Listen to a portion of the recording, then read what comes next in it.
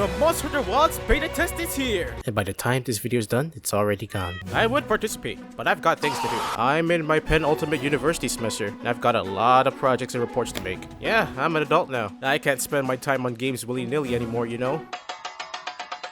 I'm so fucked up. Now let's get this done before I fail my diploma and end up in the streets. This video is a sequel to my last one, so watch it if you want more context. Not saying I'll guarantee you understanding my gibberish though. That last video has a severe case of being an uninformed nerd. Is the Backstep still here? You know who isn't though? In Rise and World, you can initiate a Backstep with a roll, but only when your weapon's out. Some G's figured this was too slow, so the Unsheath roll was discovered. Don't ask me how they did that. This ain't the History Channel. The Unsheath roll is done by pressing guard and roll. It allowed quick access to integral moves such as the Clawyugeki, the classic combo, and the P-Rush. There was a lot of P in it, mostly because you get Shurigeki didn't exist. unless if some new finicky button combo was tied to it, Unsheath rolling and rolling backsteps are gone in Wilds. What are the odds my incompetent ass leads me to participate in Misinformation 2 videos in a row? Editing Finfran here. Rolling backstep is still in Wilds, behind a finicky button combo. Nice. Their removal saddens me because unlike the insta backstep, I actually use them a lot, as it requires no skill. However, I've learned that it's better to be thankful for what you have in the present, so it's easier to cherish what you get in the future. And the future's now, old man! Let's round up the new moves I found. This is definitely not all the new Sword and Shield moves by a long shot. My videos are the range ramblings first, useful resource 112th. The basic chop has been given a charged backhanded variation that can be done after moves. I don't care about the functionality of backhanding a blade, this shit rocks! The light combo that usually leads to the abomination now leads to a graceful chopping that lets you reposition with it. If it slices, you can dice it. So these new fancy moves can be used during a heavy combo too. No dicing for shield batch though. Oh man, you can control this better with the new focus mode. A change for aiming your slinger, Which has been fitted to build like the longsword, rest in peace. You can now aim your weapon to be more precise. This allows you to wounds, as their name applies, appear as you damage the monster. Activating focus mode highlights these wounds with fantabulous red glitter. Don't ask me how that works. This isn't a drag race. Money! On the sword and shield, you can aim for these wounds and stab deep, lodging yourself into the monster's temple. You can downstab or do a minikin. Ain't it cute? Both of these did good damage, giving materials, and sometimes knock the monster over. Don't ask me how that works. This isn't National Geographic. There are moments where you can insert yourself without wounds. A prime example is when the freaky cabra sticks out its tongue for way too long.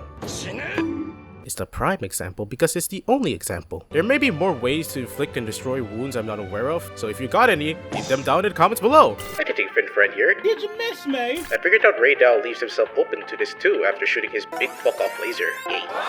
Together, we can stop my misinformation streak. Guarding enough attacks sends you into a power clash, where you get to roleplay as a British SWAT officer. You can't trigger this with range attacks though. What, you think the monster's gonna walk to you for a struggle snuggle? What? I actually thought this needed you to land perfect guards, but this post from Shincry states otherwise. Who would have thought Twitter can be this useful? And if I'm wrong, it's on them, not me.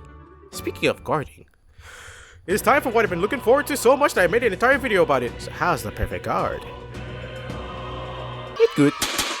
Not as destructive as Metsu Shoryugeki or as gimmicky as the Guard Slash, Perfect Guard is akin to the counter stab Lance had in World. Is counter stabbing still a thing in Wilds? I've only been playing Sword and Shield, sorry. You can bring up your guard after attacking a lot faster now. But this is something you can just pull out of your ass when you see an attack coming. There seems to be a slight delay between finishing your attack and bringing up your guard. Or maybe I just suck. This may be open to change when the full game comes out. Maybe Capcom will just give Longsword the ability to shoot laser beams instead. Oh wait, it can already do that! So what you see, the laser beams are just invisible. Landing a Perfect Guard lets you do a bunch of different basic moves. A special little counter slash being unique to the Perfect Guard. Not bad at all. Definitely wasn't expecting a counter move that hit the monster 12 times for 50 meters. Nope! In all fairness, Charge Chop's damage can also stick to enemies when it lands, but it doesn't hit the monster a bazillion times though. Looking away from greener pastures for a moment. Despite the removals and lack of ultimate bullshit to pull on my ass, I actually like the direction Sword and Shield is heading. No one move feels like it's stealing all the thunder. A thing Metsu Shoryugeki kinda did for me back in Rise. Don't get me wrong, it's awesome, but some variety is nice. Speaking of variety, we've got options for both raw dogs and elemental gents. Well, it's given that one would eventually trump the other, game balance is hard and all that, I'm happy to see these options. And who knows, maybe they'll even be evenly matched. A standing worthy of the title of Moss Hunter Swiss Army 11. I ain't holding my breath though, they gave Longsword the ability to despawn. Editing Finfran here. I can do that too. Okay.